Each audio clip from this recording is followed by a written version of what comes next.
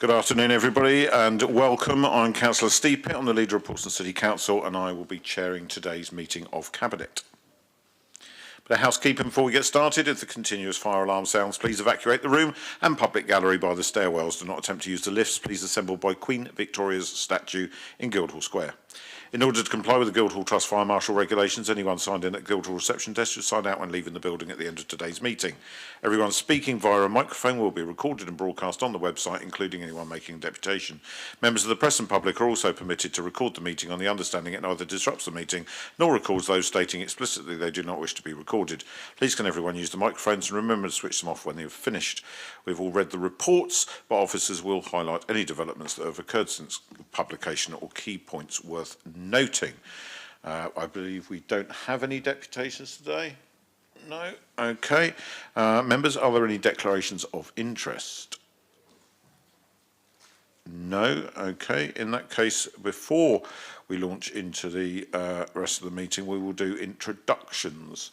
So, starting with Peter. Hello, Peter Wells, City Solicitor. Natalie Brahma-Pearl, Chief Executive. Anna Martin, Democratic Services. Chris Ward, Director of Finance. James Harris, Democratic Services. Good afternoon, Chair. Chris Atwell, Cabinet Member for Central Services. Hugh Mason, Cabinet Member for Planning Policy and City Development. Peter Candlish, Cabinet Member for Transport. Darren Sanders, Cabinet Member for Housing and Tackling Homelessness. Tom Southall, Assistant Director of Economy, Transport and Planning. Matthew Willington, Cabinet Member for Community Wellbeing, Health and Care. I'm Councillor Lee Hunt, and I cover community safety and leisure and sport, but I'm also the Ward Councillor for Nelson Ward, which is Stamshaw, Tipner, Buckland and North End. Thank you, Leader. Susie Horton, Cabinet Member for Children, Families and Education. Kimberly Barrett, Cabinet Member for Climate Change and Greening the City. Dave Ashmore, Cabinet Member for Environmental Services. Thank you very much. And we're also joined today by Councillors Medwick and Strugwick. Nice to see you. Okay, next item on the agenda is the previous minutes from the 25th of June Cabinet meeting, pages 5 to 14 of the report. Members, are we happy to accept those minutes as a record of the meeting? Proposal? I'll propose. And Hugh will second. Councillor Mason will second. All in favour? Okay, thank you very much. Item 4 on the agenda today is the performance report for the National Property Investment Portfolio. Now, before we get to that, we need to do an exclusion of press and public. There aren't any here apart from anyone watching online. Members, I think we need to agree that we will not discuss anything that was on the addendum orange paper. Are you happy that that is the case and we will not discuss anything on the orange paper? In which case we do not need to exclude press and public. Peter, is that okay? Cool. In that case, Tom, over to you. Thank you very much, Leader. I'll do a quick introduction and just pick out a number of salient points from the report. So firstly, obviously this report is for noting only, and as you've mentioned, the report summarises the activity of the Property Investment Fund, including the fund's financial performance as at 31st of March of this year. If we move to the current fund statistics on page 2, I'll just point out under 3.4 that £172 million has been invested in property, and there is obviously a small gap between the original value of money made available for the fund of 183 million and that invested. Section 3.4 does make the point that the 10 million and slightly more is obviously to be used for renewal, repair and updating of properties as is required from time to time. If we flick forward to actually look at the performance that's reported, under section 3.29 in the market performance and future strategy section, you will see there is a benchmark against market comparables.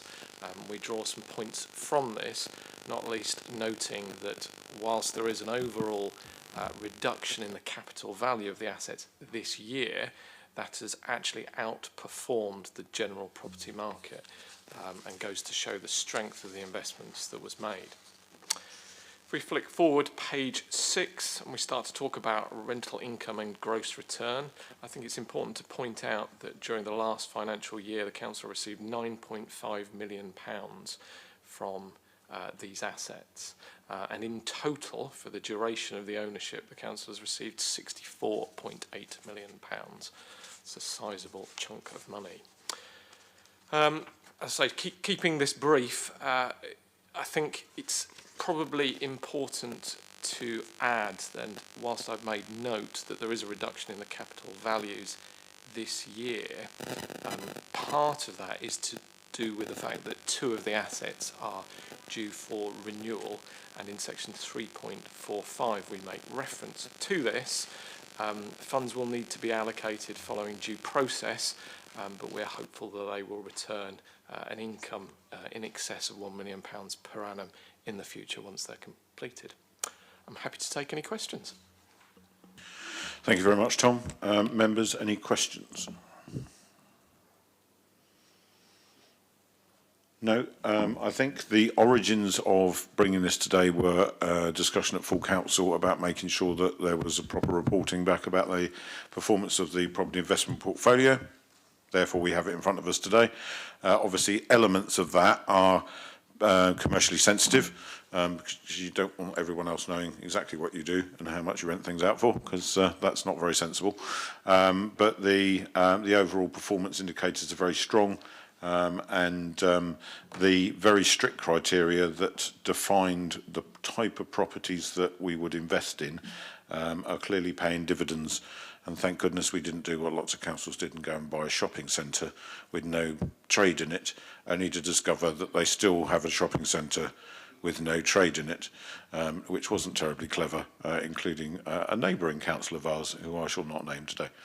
I think very happy with the way things are at the moment. It would be useful to have an update at such times as those 2 properties have had a refurbishment and are back in use, and just to understand that they are performing as expected. Any other questions? In that case, Tom, thank you very much. The next item on the agenda today is item 5, and that's the Member Champions Annual Report. James, it's down for you just to do a very quick intro. Thank you, Leader. As you've stated, this is the annual Member Champions Annual Report for noting. All Member Champions were contacted to provide an update, and the updates are contained within the report. Thank you. Thank you. Worth noting that we deleted 2 of the Member Champion posts for this municipal year, which was the Heritage Champion post, no longer deemed necessary, since we will have a heritage strategy coming out very shortly, which will define how we look after our heritage assets moving forward, and that's something that the whole council will be interested in. And also the third sector champion post, as that sits in responsibilities with other portfolios. Members, are there any questions or comments on the Member Champion reports? Councillor Atwell. I was going to sort of say what you just said, but I just I wish our Member Champions well in their work, including yourself and Councillor Vernon Jackson and Councillor Coles as Armed Forces Champion. As you said, we've rearranged how we do Member Champions sort of for the next or for the foreseeable future. So, but thank you to everybody who's been out championing their areas of interest. Thank you. Anyone else? Hugh? Could you briefly say, Chairman, how the work which Councillor Hunt has done in heritage will be carried forward if we are getting rid of that particular post? Okay, so there's none of the champions have responsibility for an area. They're there to promote and advocate for that element of work from the council. So now that we have a heritage strategy emerging and due to be published very shortly, that package of work will be championed by the people that own the heritage strategy. And that's going through final processes and recommendations which will emerge in that strategy when it is published. Councillor Hunt. Yeah, if it's helpful, that's outlined in the report that I did, how it would be carried forward. And in fact, my view is we have 42 heritage champions, not just 1. Well said, Councillor Hunt. Anyone else? No? Okay, we're only noting the reports, but thank you, James. 6, Look Up Art Festival. This is about how we manage giving permissions to use PCC assets for what is becoming now our annual street art festival. And that's over to you, Andrew, I think, isn't it? Thank you, Leader. Thank you, councillors. I'm going to assume that everybody's read the report and the appendices, so I won't go through it in great detail. It's not a very long report anyway. The purpose of the report is to seek your permission to include the walls identified in the appendices as part of this year's Look Up Portsmouth Paint Festival. And since we met at the pre-agenda, we've received feedback from the various directorates, which was in abeyance at the last time we were in the process of doing it, from the various leaders there. So we've been able to knock a couple of the walls off, but basically what's on the list is what we're hoping to include. The background for this is that over the past decade or so, within James's directorate, and we've been able to incorporate works of street art and fine art into the buildings that we've mostly done for education in mainstream and in special school settings. The purpose of this report is to enable us to push that really good impact that it has, really positive impact it has on people into areas which are seldom heard, often don't get this kind of input as well. So last year we managed to include quite a few walls, and there are over 200 murals included in the 2023 festival. Overwhelmingly positive feedback from members of the public, and there's some examples of that included in the appendices.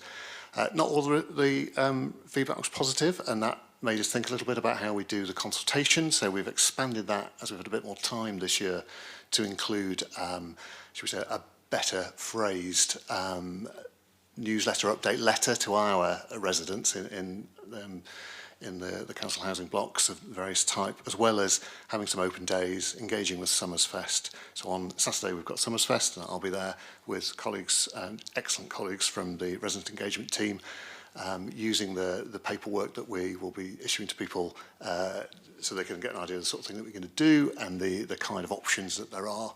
And we've got a couple of open morning and open afternoon up at Cosham Library and at the Charles Dickens building as well, where we'll be there with resident engagement just to hear people's opinions on what we've been doing. So I think that's, in summary, that's where we are with it. So, thank you, Chair. Okay, I'll come to you in a sec, Lee. James, is there anything you wanted to add? Thank you, Chair. Just I think really to complement that the reason the report has come to Cabinet is because the assets featured sit across a number of portfolios.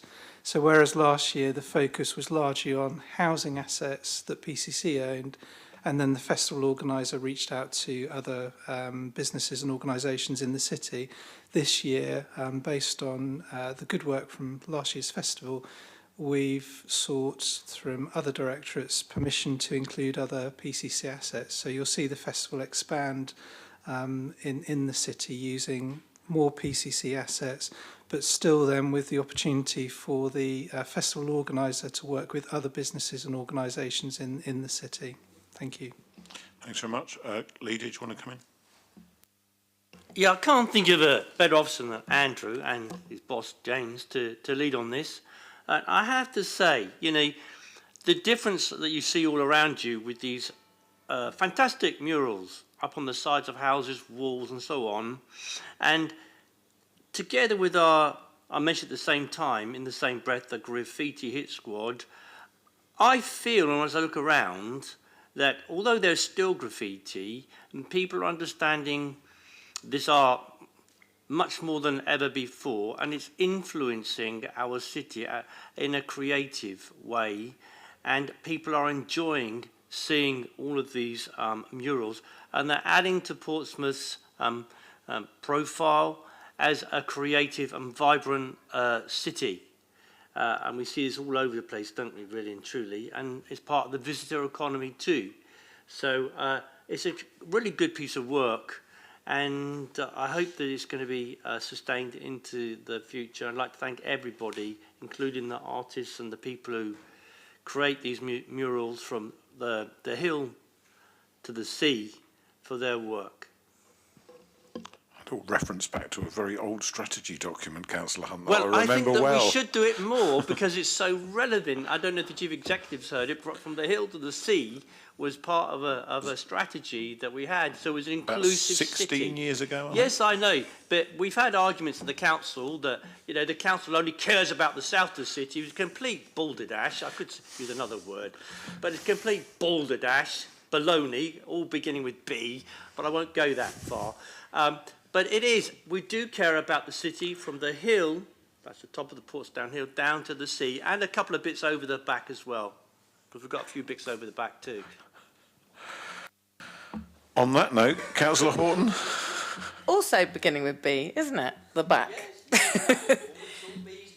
Thank you, Leader. I think it's also known as either Havant or Winchester, depending on which bit of the back of the hill you're looking at. I just want to draw a couple of things out. One of the points is what Andrew mentioned at the beginning around the work that was initially done in schools, and particularly in our special schools, where getting in local artists and actually doing murals of high quality amongst children who maybe don't have the best reputation in terms of respecting things, and absolutely seeing the respect of that. So I think that premise for actually expanding it across the city is a really good one. And that's about pride in our city. The second thing I wanted to tease out and emphasise is I'm really pleased to hear about the engagement, because I know there was some engagement last time. For example, if a community centre wall was used, there was some engagement around that, because it's more likely to succeed in an area where it's wanted. However, this is my third point is about, I think it's a really good education to have pieces of art around the city that maybe you don't like, or ones that you do like. I know all of the ones in my own ward and many other areas of the city, and actually it's been good for me to actually work out there is such a range of talent in the city, and and that education that comes with that. But my final point is, and I know we discussed this as a cabinet, is it is street art. So there is going to be part of the natural process will be that things will be repeated, presumably, in the future, and we are not going to have, in 20 years' time, every piece of wall, every wall in the city with a painting on it, even though some people might like that. But I think it's a brilliant, brilliant project, and everything that's in this report just adds to the previous success. So thank you. Thank you, Councillor Hunt. Councillor Winnington. Sorry, Councillor Horton. Councillor Winnington. Thank you. I mean, this is such a great scheme. This is public arts and public arts right across our city, and it's making best use of our assets as a council, not just one bit of the council, but every bit of the council. We've got a council building, we can use it to do public art, and that brings it right to the heart of a community. Some communities, which traditionally have not had access to art, and rarely have something like a gallery or some such nearby, but this brings it right to the heart of their communities. But also, it's very public, so it's people passing through. So a couple of the ones we have around Edinburgh House and elsewhere in sort of on main roads, that really brings it to people who are coming into the city, going through the city even, and it just opens that up as something that brings you as gives you more of a look to the vibrance. We know this city has a massive art history and a current art heritage, and it's something that other places are known for being a little bit bohemian and a bit arty. Now, I think of particularly Brighton here. I'm not the greatest fan of Brighton, but it has that reputation. I think it's undeserved. I think we have so much more in Portsmouth than Brighton ever has had or will have, but that has a reputation, and I really like Portsmouth's thriving art community to really become to the fore, and by showing this off, by using our assets as a council to do that. But also, if we look at one of them, we've actually doing something with something that's privately owned. Or, well, it's privately, who knows? I mean, Network Rail, who knows what it is. But it's not council owned, it's not a council asset. But it's something we're working with them. And that might be something we could actually do more of in the future, is talk to partners around the city and say, can we use that as well? Is that something that we can do, especially where it connects with council-owned buildings? So it's a great scheme. It's something that really shows off our artistic prowess as a city, but also brings out the fact that arts can make such a difference. And if we're talking about things like health and well-being, people's well-being, by seeing something like art, it's shown, studies have shown, it is really positive. If you have a positive environment around where you can walk around on your journey to work, around your local community, and have bright, good public art, it actually makes a real difference, and people have real pride about it as well.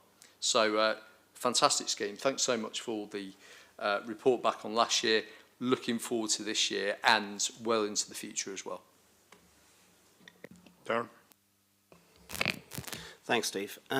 When this project came to me last year, I had no idea if it was going to work because it's art on council estates, and some middle-class people have a very patronising view of art on council estates. They don't think it should happen. But, however, luckily with the principles that are in here of actually involving local people in the art that exists, you find that it can happen, and you find that people do take that pride in their area. And it has worked wonderfully well. I'm delighted that the same principles are now going to be applied everywhere else, which is actually involving people in improving their own communities. I'm looking forward to seeing how that can be expanded in various non-housing estate places. I have my own ideas about Alderman Lacey Library in my own ward, for instance, and how we involved local schools in that last year. There was some unpopularity, but then we found out there was a lot more popularity with that. And the naysayers who said that it would be defaced, well, 12 months later it ain't been, which says a lot, I think, for what Matthew was saying just now, about if people feel proud in their area and feel proud it improves their area, these things will happen. So as the vaguely proud mid-husband of all of this particular project, I'm delighted the principles are being extended, and I look forward to it being even more successful than normal. Thank you. Thank you, Darren, particularly for one of your rather more unusual agenda changes, in useful word. I just wanted to, we're looking at this as one part of something, but it's really important that we look at it as part of a much wider piece of work that we've been doing as administration over a number of years, and particularly over the last couple of years, where our support and encouragement for and actually relatively modest investment in a number of stakeholders, enabling them to leverage in significant amounts of external funding to do things that improve our communities, is paying huge dividends. So if we look at the Place Partnership bid that was successful for Portsmouth Creates, which brought in £650,000 over 3 years, that was only possible because we as administration put £50,000 a year into getting Portsmouth Creates launched in the first place. If we look at the £350,000 leveraged in from the Arts Council to the city last year in project grants, that was only made possible because we put £30,000 into a match funding pot that we allocated to Portsmouth Creates for them to be able to work with those artists and show that they had financial support from the local authority, along with an awful lot of letters that are endorsing these things.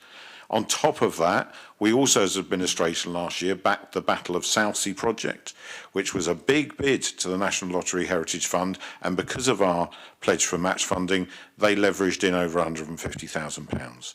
The great work that Downtown Pompey have been doing, headquartered from the new Theatre Royal, particularly around support for the LGBTQ+ community and telling their story and their history in the city through to the modern day, has leveraged in another £150,000+. When you add all of that together, you get over £1.3 million worth of external investment into this city because the administration is a very loud and clear voice all of us, and I always make it clear, I know this is a passion of mine, but I always make it clear that we decide these things collectively and that you are all invested in it, and that makes a difference. So by us putting in relatively small amounts of money, I think we put 10,000 into Look Up last year, that enabled all the community workshops to happen. It did an awful lot around diversionary activities away from antisocial behaviour, empowering young people to learn new creative skills, and our support this year will enable it to do something very similar. So please be extremely proud of what we are doing as a city, because I've spent 16 to 17 years banging my head on the wall saying to the Arts Council, Portsmouth is a hugely creative place, you're just not seeing it. Now they are seeing it in spades, and only last week we had the regional director down here who was looking at Pete Codling's amazing drawing, which also benefited from some of that match funding that we put into it, and will be on display at the Fratton end of Fratton Park this Saturday afternoon for the public to see and enjoy, and includes the whole history of Portsmouth told in 1,000 faces. So I just think it's really important that every now and again we say, yeah, we're going to do that, we want to keep moving, but actually looking back on some of what what's happened over a very short period of time is really powerful, so that now when I talk to the Art Council, they're talking about Portsmouth in the terms of being exciting and happening and the place to watch. Also, there's an awful lot of goodwill out there for the wonderful work that Kathy Hakes has been doing since she arrived as our new head of museums. So I just wanted to finish by saying the feedback that we had from Angela Parks, who through Articulate Sage ran Look Up Festival with My Dog Size last year, who I had the great pleasure of seeing getting his honorary doctorate at this Creative and Cultural Industries graduation event last week, when we both got to dress up in silly outfits. And great to see the university recognising him. Angela said, thank you all for your support for Look Up Portsmouth. My favourite part of the whole event was the reception we received in Central Street, where residents offered artists ice lollies, use of the loo and parking permits. We also had some great feedback about how the residents were inspired by the artwork and seeing female artists at work. And we also had a resident come in about exactly the same project, saying, just wanted to say how much I love the Look Up street art that's popped up around the city. It's livened up the place, made it look less tired and more like a metropolitan city. And when they were asked what action they would like us as a council to take, they said, keep doing things like Look Up. So for that resident, if this gets back to you, we are. Okay, anyone else on this one? No, in that case, thank you very much indeed. Strategy's approved, and we look forward to seeing some more walls creatively painted. Item 7, Treasury Management Outturn Report. I've done my very best to lift everyone up into a place of happiness and positivity as I now hand over to the Director of Finance. Thank you very much, Leader. I was just thinking to myself whether I get the same amount of enthusiasm for this report as you gave to the previous one. We'll see. Seriously, this is the Council's annual report on its Treasury management activities. So this relates to the previous financial year, which was 2023-24. It's already been considered by Governance Audit and Standards. It's before you today. It's just a noting report, and it will also be forwarded on to full council again just for noting. But it is best practice for us to report on the council's treasury management activities. Accepting that the report has already, that you've read the report, there are no new developments since the report was drafted. I'll just mention two things, I think, by way of highlight. First of all, just to try and demystify what Treasury management actually is. That is the management of the council's day-to-day cash activities. So it's effectively managing the bank account with short-term investments and short-term borrowings, and it also deals with the council's longer-term borrowing portfolio. Only thing to highlight is that the council's treasury management activities for last financial year all remained within the indicators, limits, and the strategy that was approved by full council. Nothing else to say, Chair, other than happy to take any questions.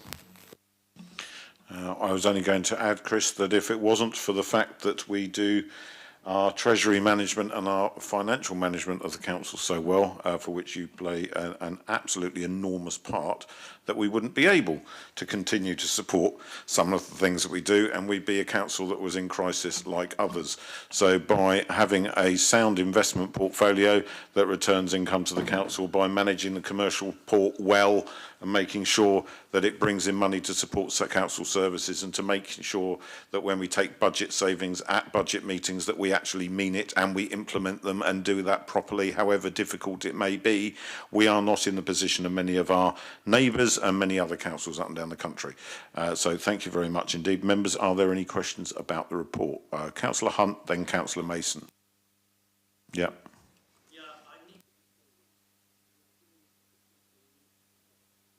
I need to echo that. I've been in this council a long time now, coming up 25 years, I think, 26 years. And we've always had under whichever administration, there's always been, well, apart from one recently, we've had very strong financial control. And there's absolutely no question about it that our Liberal Democrat approach to money here, together with the support of officers, has ensured that we're not in the same boat as so many other places. And we saw the evidence of this earlier on in the first report, and we see more evidence in the Treasury Management Outturn report, and we see it every year in the budget. Those very strong controls that we keep of money and investment, and with the greatest respect to some in the room, not doing VSEL and taking a difficult decision not to do. That means we are unencumbered by those sorts of issues that Labour and the Conservatives were going to drop us in back then. We took a tough decision, which wasn't easy. But it means that we're in this much better place right now than so many others. And as you have already inferred, it means we can do the other things that we see on the agenda today. It means that we can employ our warden service and invest into the technology around CCTV, which so many other councillors outside of the administration, opposition councillors, say they want more of. But we don't get that much credit for making sure that we are in this position and able to deliver all those sorts of things that all the other councillors across the council want us to do. And we are glad to enable that, and we're glad to do all these other things, employing wardens, investing in parks, and as you say, Leader, so importantly, having the spare little bits of money to encourage outside investment. And we've seen that going on for year after year after year. The D-Day landing craft, investment into the D-Day Museum, investment into the Sherlock Holmes experience, investment into Charles Dickens, back in the centenary of Charles Dickens. It goes back and it's non-stop. It's quite remarkable what this council achieves together with its officers and the rest of the council members helping us to do that. So that we're in a good position is thanks to Chris's good offices, the chief executive, all the staff around him.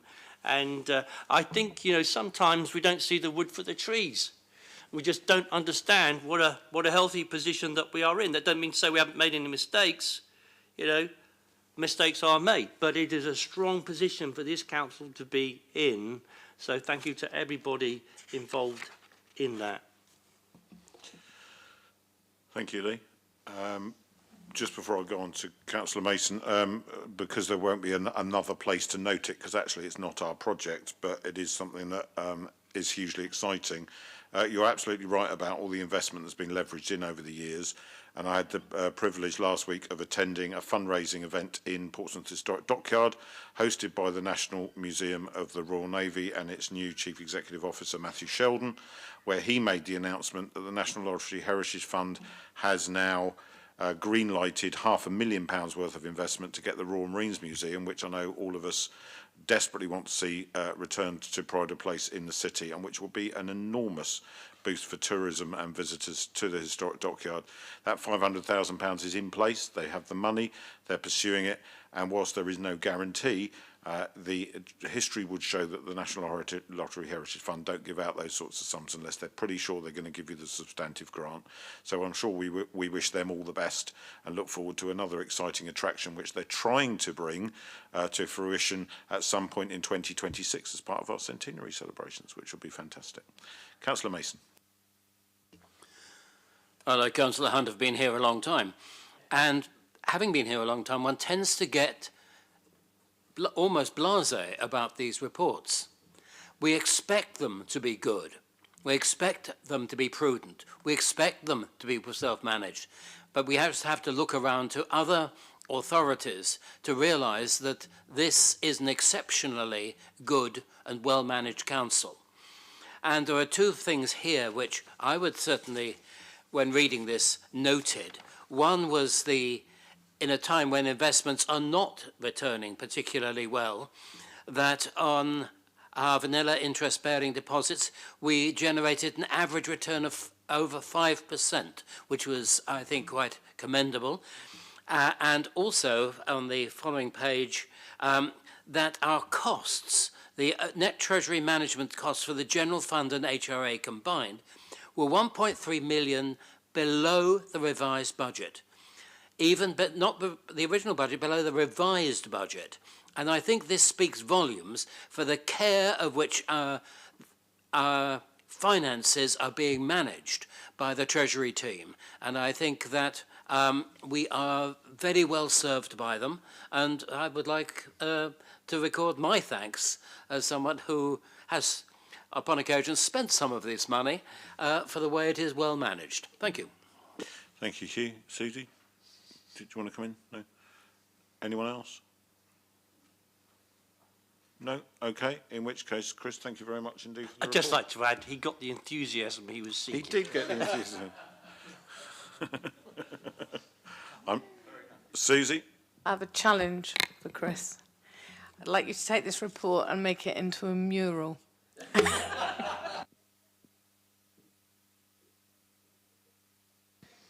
And on that bombshell, members, officers, thank you very much, and that concludes today's meeting.